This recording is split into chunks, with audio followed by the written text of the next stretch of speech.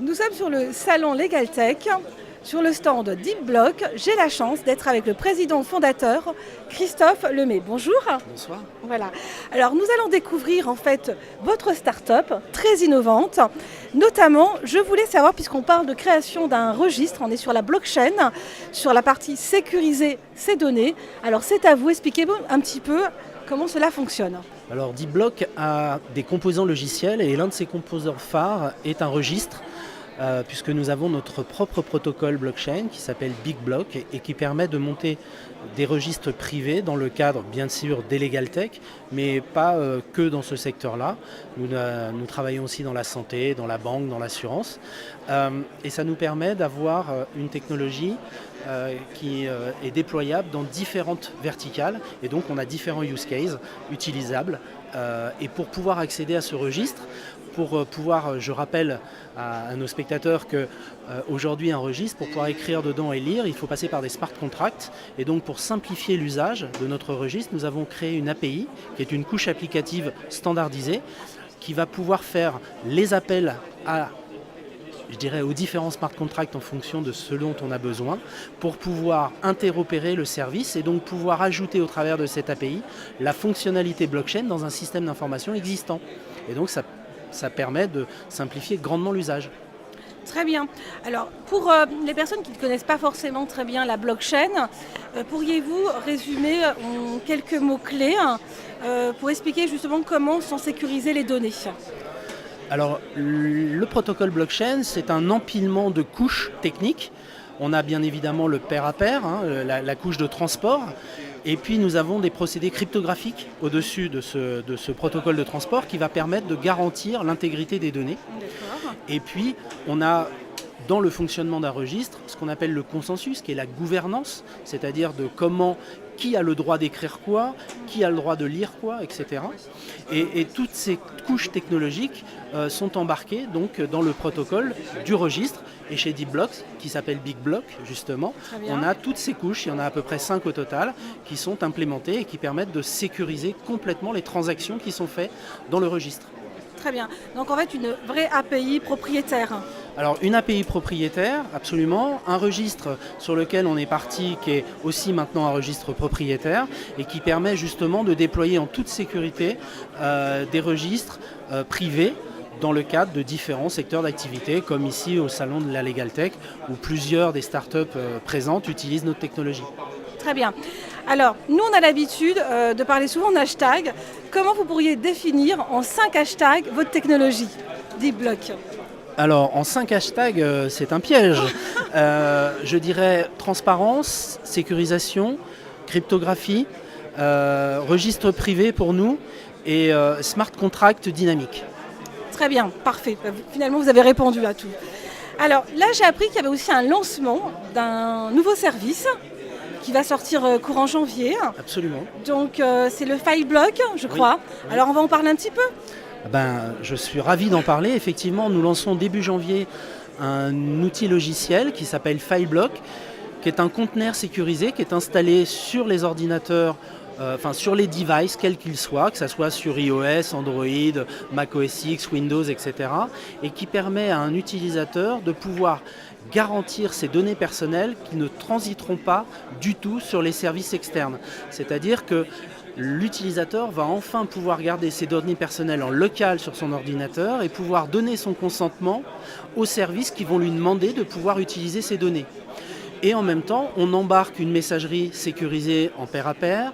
On embarque aussi un système qui permet de faire de la signature électronique embarquée en décentralisé.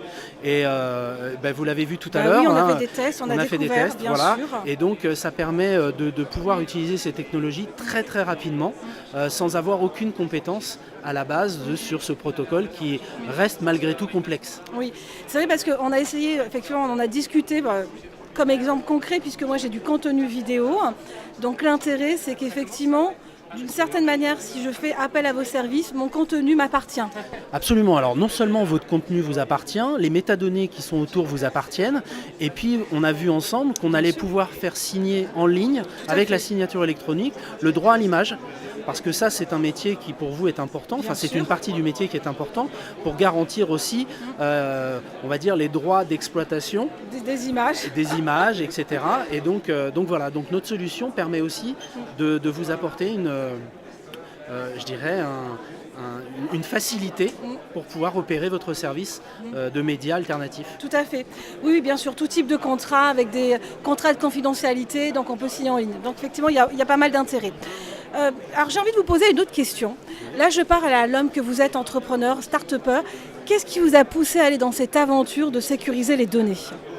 Alors cette aventure est née de la rencontre avec un avocat qui est Jean-Philippe Toiti, qui est associé, qui est un avocat du barreau de Paris, associé dans la start-up Deep Block. Et c'est une rencontre que l'on a fait il y a quelques années maintenant. Et finalement, on s'est aperçu que la signature électronique, la protection dans le cadre du droit était très importante et qu'il n'y avait finalement pas d'outils pour ça. Et que le protocole blockchain allait permettre d'avoir ce tiers de confiance sans qu'elle soit dans les mains d'un tiers de confiance physique. Et c'est ça qui est intéressant, c'est que pour une première fois, un tiers de confiance est, on va dire, technologique. Et c'est ça qui nous a intéressés. Et avec Jean-Philippe, et puis bien sûr d'autres personnes qui ont rejoint l'aventure Deep Block, comme Henri de la Motte-Rouge, qui est un avocat du barreau de Paris, spécialiste en propriété intellectuelle, on a travaillé aussi pour la protection des droits d'auteur, la protection des droits industriels, etc., etc. Très très bien. Alors pour terminer, là on est au salon Legal Tech. Comment ça s'est plutôt bien passé ? Comme vous venez de le dire, oui, plutôt bien. Plutôt bien. C'est vrai, j'ai répondu avant. Non, plutôt bien. Oui, beaucoup de cette année, en tous les cas, parce qu'on était présent aussi l'année dernière, cette année, on a vu véritablement une véritable compréhension de la blockchain, des usages, etc. Et donc maintenant, on va passer en 2019 vraiment dans le déploiement massif de notre technologie, ce qui est déjà le cas. On a déjà on a signé des grosses enseignes, mais là on voit que maintenant, même les cabinets d'avocats qui étaient un peu réticents, ou les juristes, etc., on en a vu un tout à l'heure avec lesquels on discutait, voilà, ils vont utiliser notre technologie parce que pour eux ça devient une évidence. J'ai encore une petite dernière question. Notre chaîne est beaucoup suivie par de jeunes start-upers, porteurs de projets. Auriez-vous un petit conseil à leur donner, notamment dans leur construction de leur entreprise ? Alors dans la construction de l'entreprise, non, parce que je ne suis pas moi-même avocat, donc je vais avoir un peu de mal, mais en revanche, on équipe différents cabinets qui utilisent notre technologie pour justement permettre aux start-upers de protéger ses idées, de protéger son contenu avant même son lancement. Donc ça, c'est le premier point, toujours cette fameuse preuve d'antériorité.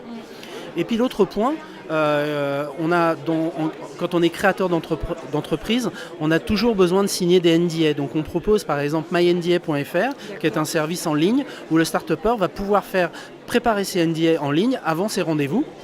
Et puis le dernier point, je pense, qui est révélateur sur le salon de la Legal Tech cette année, c'est que de plus en plus, les startups entre elles font des synergies et lancent des nouveaux projets. Et je suis en avant-première, là je peux vous annoncer qu'on est 4 start-upers aujourd'hui à avoir créé un produit, un service qui sera lancé très certainement au courant de l'année prochaine, avec EasyQuorum, avec Séraphin Légal et un avocat, et Deep Block bien sûr. On va lancer, on se rapproche et on lance un service en commun. Et ça c'est vachement bien parce que ça n'arrivait plus jusqu'à maintenant. C'est vrai. Là on parle clairement d'intelligence collective. Exactement, même collaborative. Et collaborative, bravo. Oui, effectivement, je pense que l'avenir va vers cette économie collaborative. Eh bien écoutez, merci beaucoup pour votre témoignage. Merci. Voilà, c'était sur le salon Legal Tech. Merci pour Coworking Channel.